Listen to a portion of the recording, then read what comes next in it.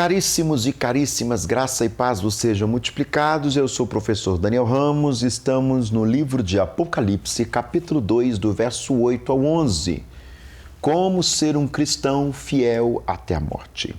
Na introdução, veremos alguns pontos a serem discutidos no vídeo de hoje. Primeiro, é possível ser um crente fiel e fiel até a morte no mundo carimbado pelo relativismo? O sofrimento revela quem é fiel e, concomitantemente, quem é conveniente. Aqui vemos uma igreja sofredora, perseguida, pobre, caluniada, aprisionada, enfrentando a própria morte, mas uma igreja fiel que só recebe elogios de Jesus Cristo. No segundo ponto da nossa introdução, tudo o que Jesus diz nesta carta tem a ver com a cidade e com a igreja. Por quê? Uma igreja pobre numa cidade muito rica. Esmirna era rival de Éfeso. Esta era a cidade mais bela da Ásia Menor. Era considerada o ornamento, uma espécie de coroa ou flor da Ásia. Cidade comercial onde ficava o principal porto da Ásia. O Monte Pagos era coberto de templos e bordejado de casas formosas. Bom, era um lugar de realeza, coroado de torres. Tinha uma magnífica arquitetura, com templos dedicados a Cibélios, Zeus, Apolo, Afrodite, Esculápio. Hoje, esta é a única cidade sobrevivente com o nome de Izmir. Isso mesmo, Esmirna hoje se chama Izmir e está na Turquia asiática, com em torno de 255 mil habitantes. Também é uma igreja que enfrenta a morte numa cidade que havia morrido e ressuscitado. Esmirna havia sido fundado como coroa grega, ou colônia grega, no ano 1000 a.C., sendo que no ano 600 a.C. os lídios a invadiram e destruíram por completo. No ano 200 a.C., Lisímaco a reconstruiu e fez dela a mais bela cidade da Ásia.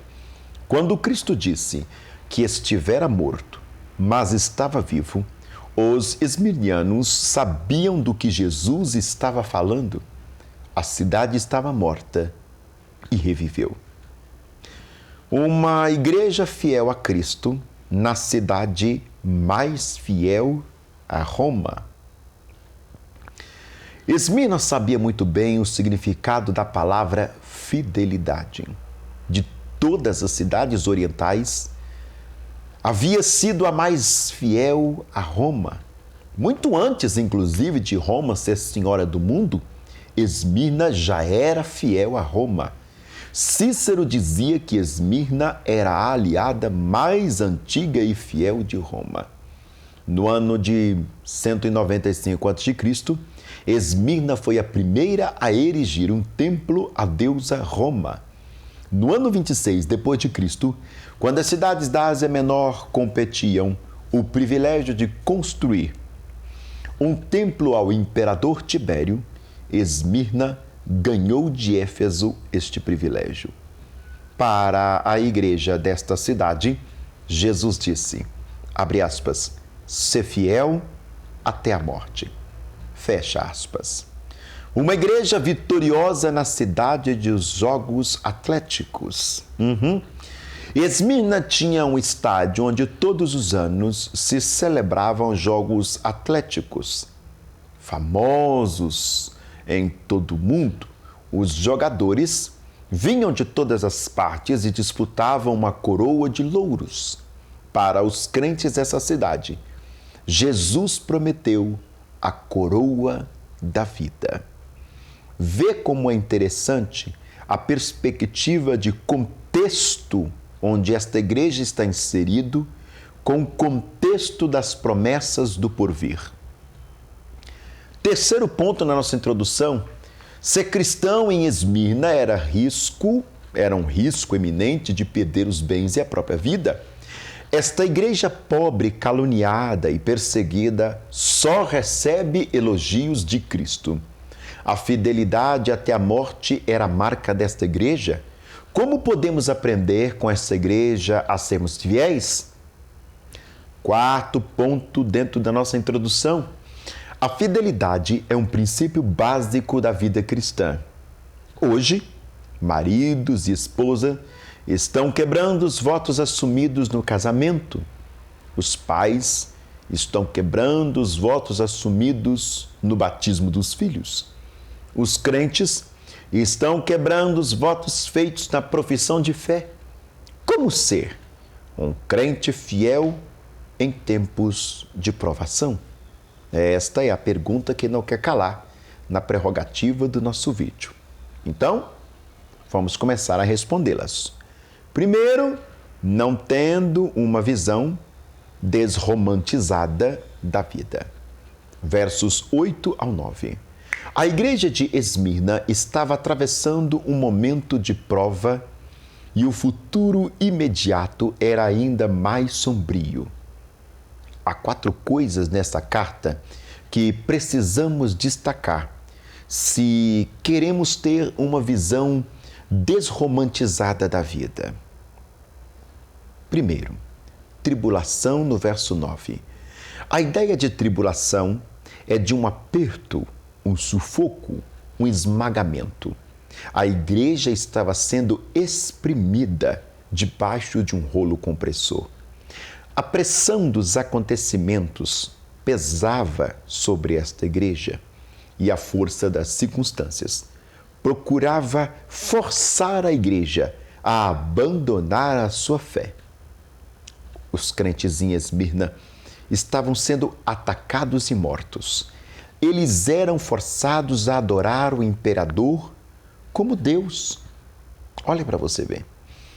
De uma única vez, lançaram do alto do monte Pagos 1.200 crentes. Doutra feita, lançaram 800 crentes. Os crentes estavam morrendo simplesmente por causa da sua fé em Jesus Cristo. Como entender o amor de Deus no meio da perseguição? Como entender o amor do Pai pelo seu Filho quando o entregou como sacrifício? Onde é sacrificado o amado, o amor se oculta. E isto é a sexta-feira da paixão. Não ausência, mas ocultação do amor de Deus.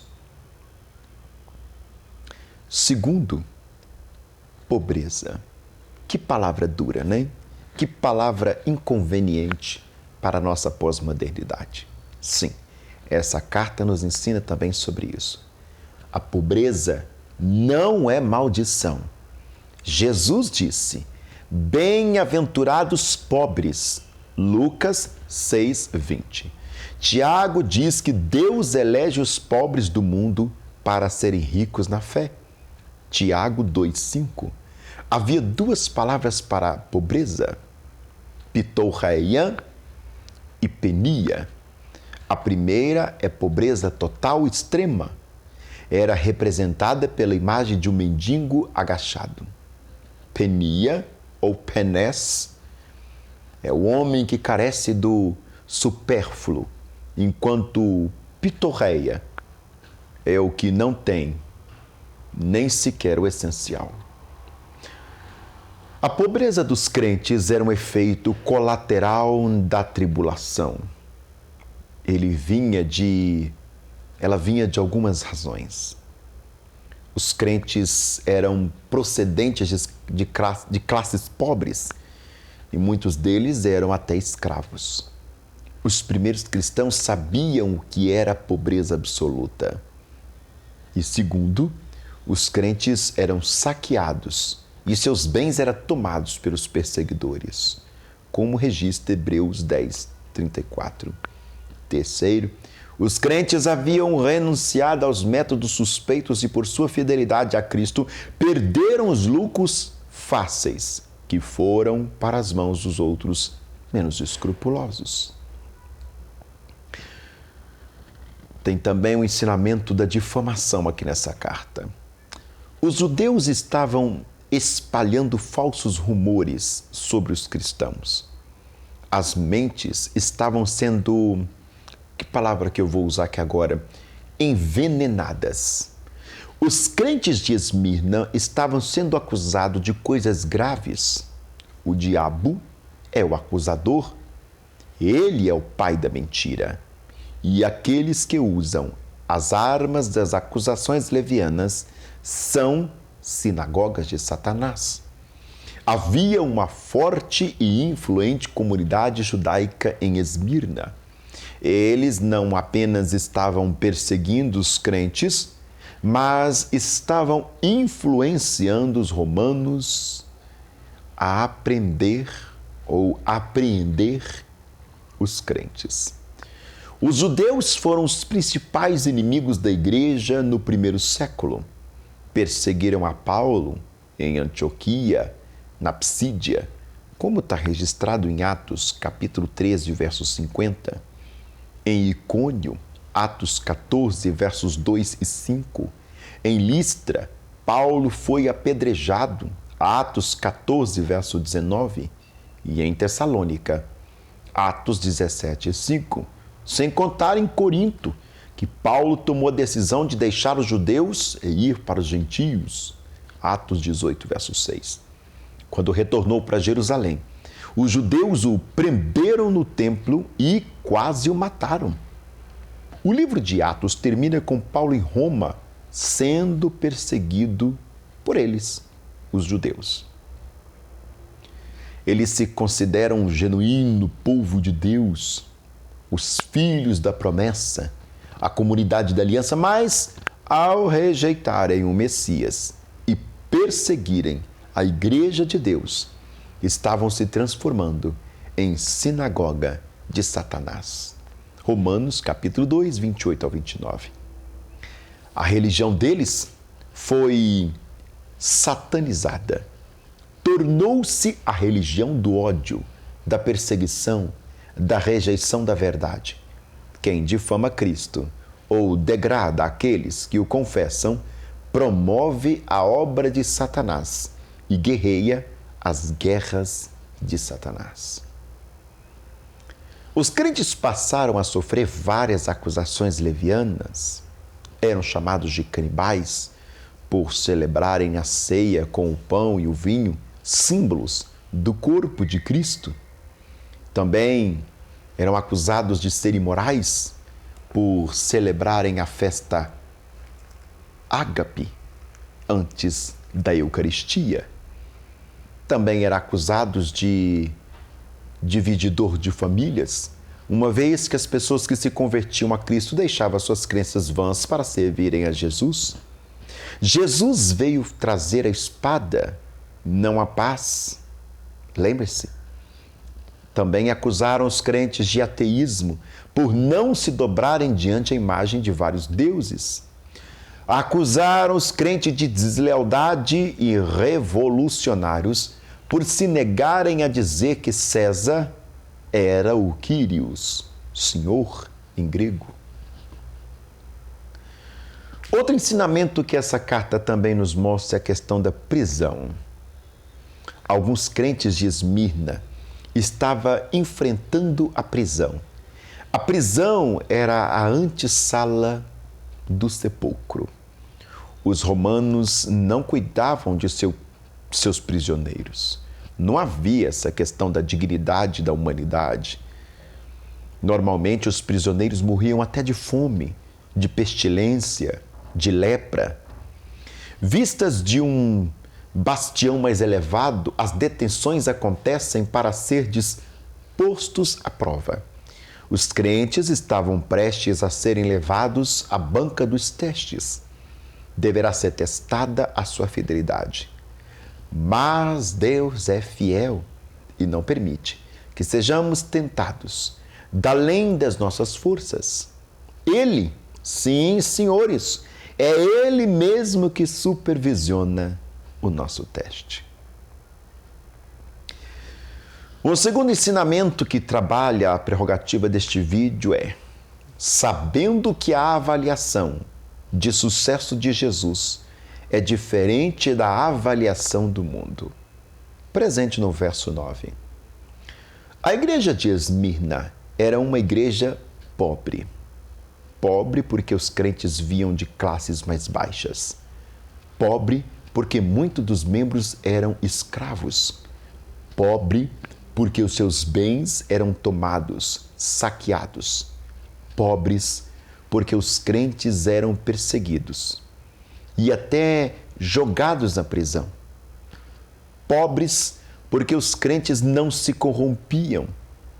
Era uma igreja exprimida, sofrida e, consequentemente, acuada.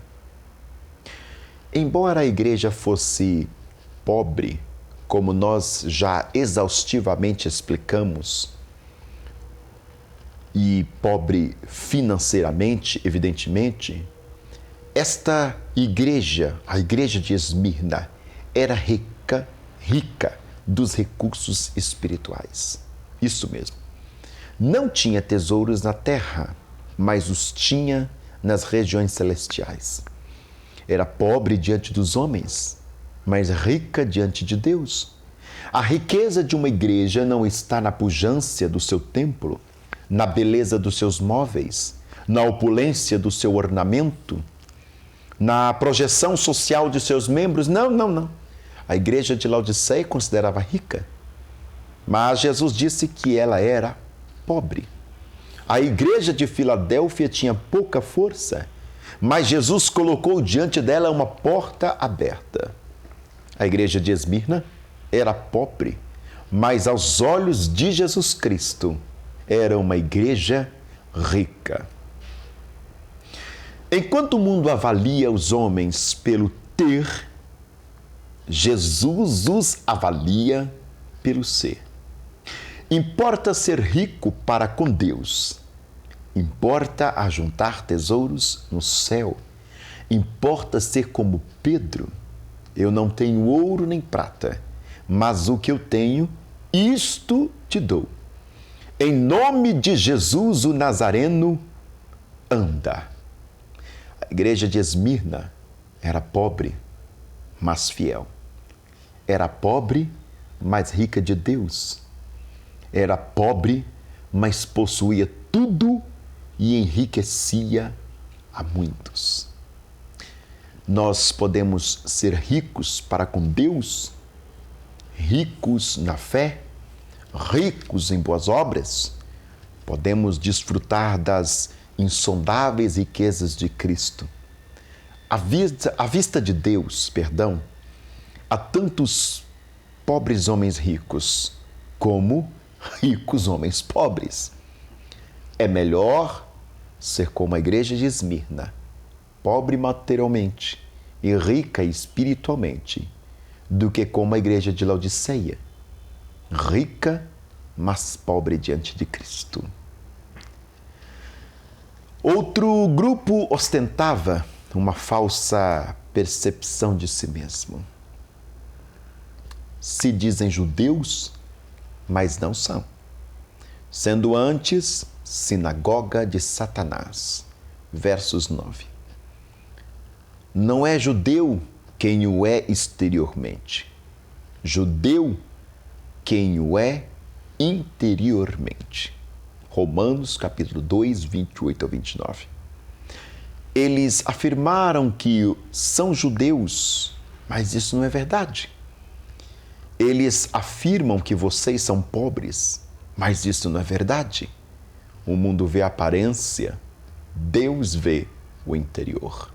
Lembremos quando Samuel foi ungir a Davi, rei de Israel. O Senhor não vê como o homem vê.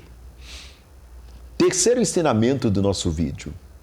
Estamos prontos a fazer qualquer sacrifício para honrar a Jesus? Versículo 10, parte B.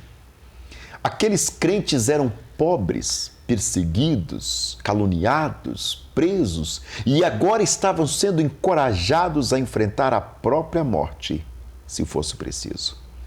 Não é ser fiel até o último dia da vida, é ser fiel até o ponto de morrer por essa fidelidade. É preferir morrer a negar a Jesus Cristo. Jesus foi obediente até a morte e morte de cruz. Ele foi da cruz até a coroa. Essa linha também foi traçada para a igreja de Esmirna. Ser fiel até a morte e dar-te-ei a coroa da vida.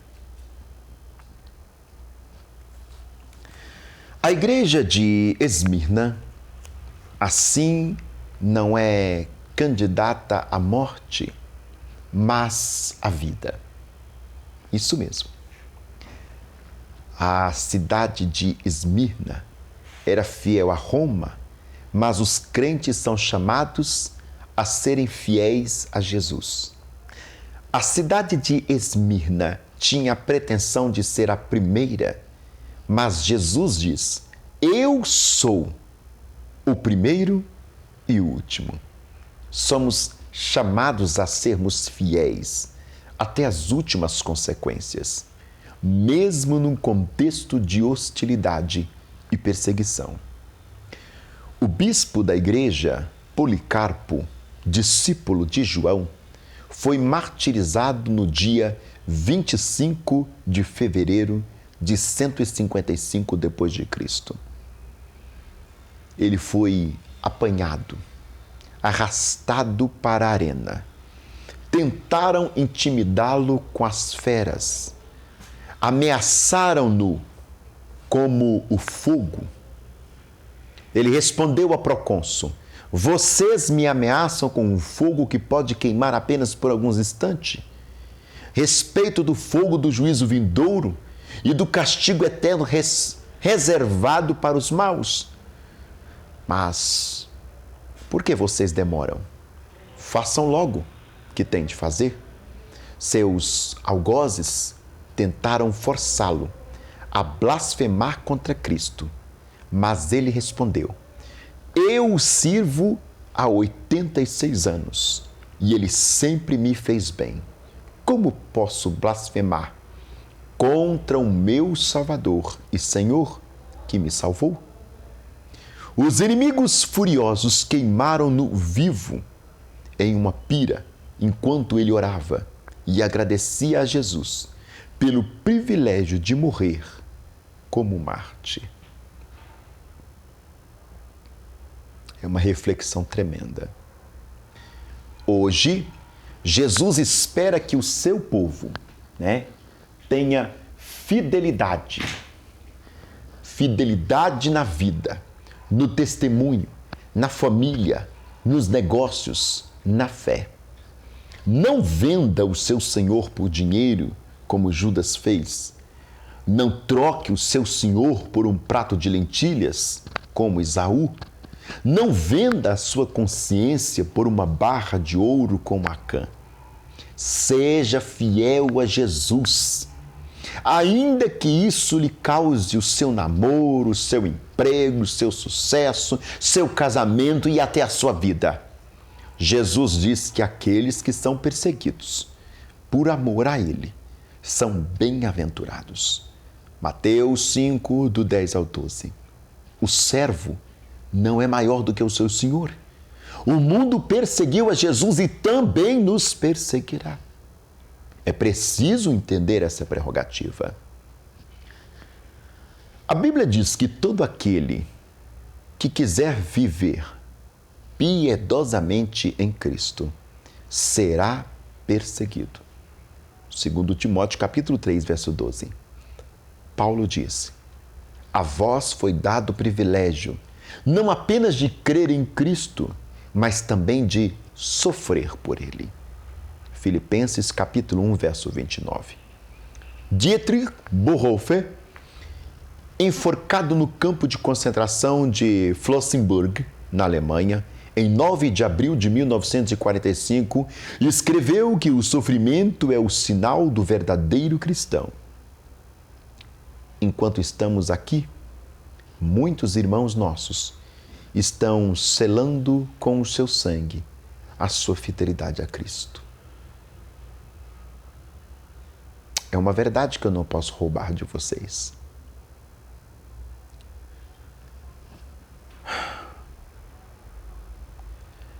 A Aqueles que forem fiéis no pouco serão recebidos pelo Senhor com honras. Bom estar, servo bom e fiel.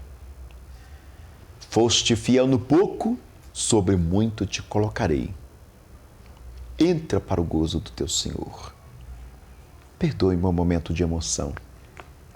É porque é um texto muito lindo a respeito desta igreja e dos seus ensinamentos.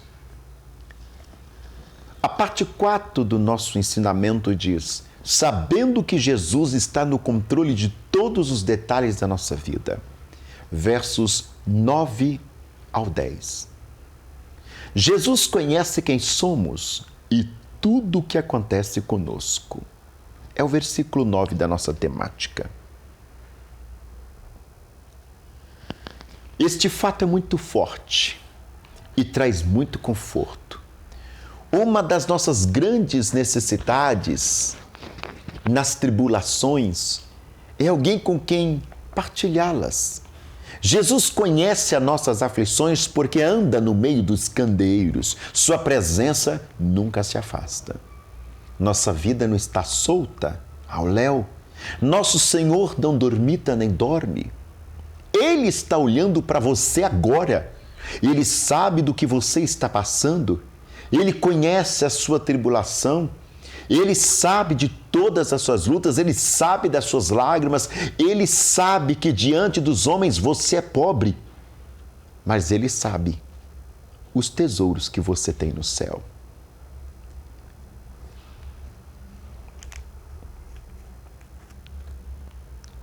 Jesus sabe das calúnias que são atacadas contra você. Ele sabe o veneno das línguas mortíferas que conspiram contra a sua vida.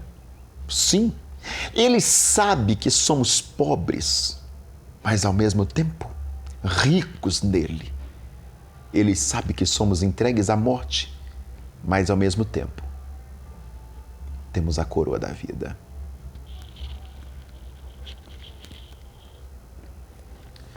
Jesus permite o sofrimento com um propósito, para lhe provar e não para te destruir. Versículo 10.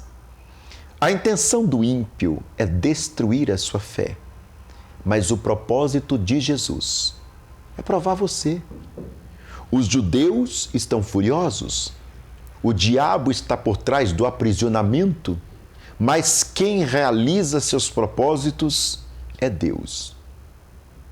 O fogo das provas só consumirão a escória, só queimarão a palha, porém tornará-nos, eu e você, mais puro, mais dignos, mais fiéis. Jesus estava peneirando a sua igreja para arrancar dela as impurezas. O nosso adversário tenta para destruir, Jesus prova para refinar. Precisamos olhar para além da provação, para o glorioso propósito de Jesus Cristo. Precisamos olhar para o além do castigo, para o seu benefício. Se podemos ter um exemplo, seria o de Davi. Foi-me bom passar pela aflição para aprender os seus decretos. Caríssimo e caríssima, o Senhor não o poupa da prisão, mas usa a prisão para fortalecer você. Ele não nos livra da fornalha, mas nos purifica nela. Jesus controla tudo o que sobrevém à sua vida. Isso mesmo. Num sofrimento nenhum pode nos atingir, exceto com a sua expressa permissão. Ele adverte aos crentes de Esmirna sobre o que está para acontecer. Ele fixa um limite ao seu sofrimento. Jesus sabe quem está por trás de todo ataque à sua vida, conforme vai dizer o versículo 10. O inimigo que nos ataca não pode ir além do limite que Jesus estabelece. A prisão será breve e Jesus disse: não temas as coisas que tu tens de sofrer. 3 verdades aqui estão presentes e eu quero partilhar com vocês. A primeira é que o sofrimento é certo. A segunda é que será limitado. E a terceira é que será breve. Graças a Deus. Assim como aconteceu com Jó. Deus diria para o diabo em Esmirna: até aqui e não mais. O diabo só pode ir até onde Deus o permite. Quem está no controle da nossa vida é o Rei da Glória. Portanto, não tenha medo. Jesus já passou vitoriosamente pelo caminho estreito do sofrimento. Este mesmo sofrimento que nos atinge. Por isso, Ele pode nos fortalecer.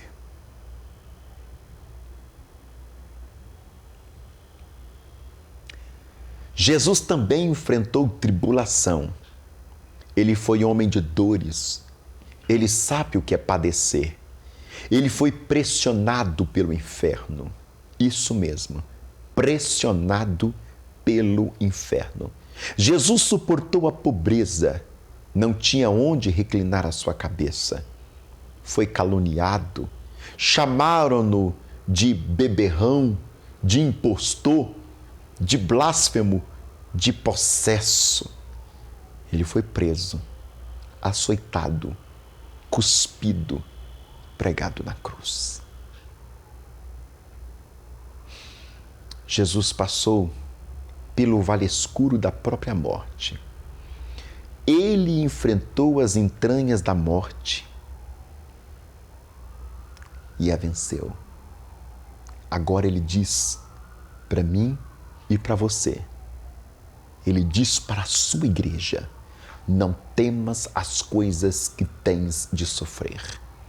Ele tem poder para consolar, porque ele foi tentado como nós, mas sem pecar.